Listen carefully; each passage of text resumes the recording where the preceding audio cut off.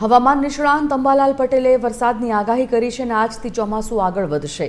આગામી 48 કલાકમાં ચોમાસું સક્રિય થવાની શક્યતા રહેશે। 25 જૂન સુધીમાં મુંબઈ મહારાષ્ટ્ર થઈને દક્ષિણ ગુજરાતના ભાગોમાં ચોમાસું પહોંચી જશે। 26 જૂનથી 28 જૂન સુધીમાં મુંબઈ મહારાષ્ટ્ર વરસાદ થવાની સંભાવના રહેશે। 29 જૂનથી 5 જુલાઈ સુધીમાં અતિભારે વરસાદ થવાની શક્યતા છે। ભરૂચના ભાગોમાં અને વડોદરાના ભાગોમાં ભારે વરસાદની સંભાવના વ્યક્ત કરવામાં આવી।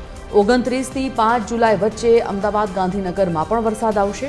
ઉત્તર ગુજરાતના ભાગોમાં પણ, પંચમહાલના ભાગોમાં પણ અને બનાસકાંઠાના ભાગમાં પણ વાવણી લાયક વરસાદ થશે।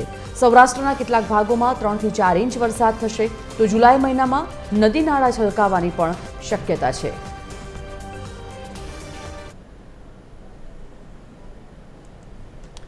એસોસિએટ એડિટર અરુણ શાહ આ મુદ્દા પર લાઈવ જોડાઈ ગયા છે। અરુણ, વરસાદની ધીમી ધારે શરૂઆત થઈ ગઈ છે, એમાં પણ દક્ષિણ ગુજરાતમાં હવામાન વિભાગે યલો એલર્ટ જાહેર કર્યું છે। દરેક ભાગોમાં સારા વરસાદની પણ સંભાવના છે। કેવો રહેશે વરસાદ અને આગાહી મુજબ કયા વિસ્તારોમાં દેખા દેશે?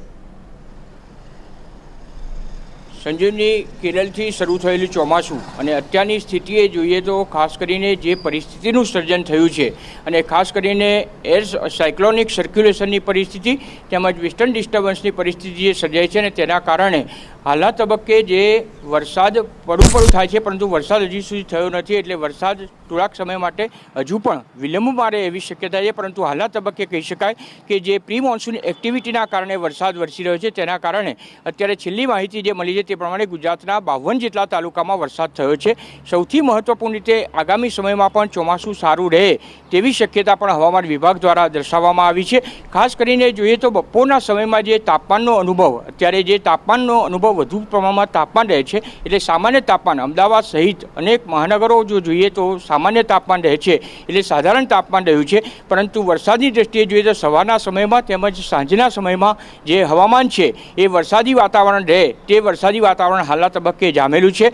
એટલે ખાસ કરીને આગામી સમયમાં પણ હજુ ચોમાસું સારું રહે તે પ્રમાણેની આગાહી હવામાન વિભાગ દ્વારા કરવામાં આવી છે। પરંતુ ચોમાસું સત્તાવાર રીતે જોઈએ તો હજુ પણ 3-4 દિવસ મોડું, એટલે કે 26 તારીખ આસપાસ સત્તાવાર રીતે ચોમાસું થાય અને ત્યાં સુધી ગુજરાતમાં ખાસ કરીને દક્ષિણ ગુજરાત, ઉત્તર ગુજરાતમાં પણ સારો એવો વરસાદ થાય એવી આગાહી પણ હવામાન વિભાગ દ્વારા કરવામાં આવી છે। પરિણામે કહી શકાય કે વાવણીની દ્રષ્ટિએ જોઈએ તો ખેડૂતો માટે પણ અને ખેતીના પાક માટે આ ચોમાસું સારું રહેશે એવી આશા બંધાઈ છે। હવે વરસાદ કેટલો વરસે છે તેના પર સૌની નજર રહેશે। જી સંજીવની, ધન્યવાદ અરુણ સમગ્ર જાણકારી માટે।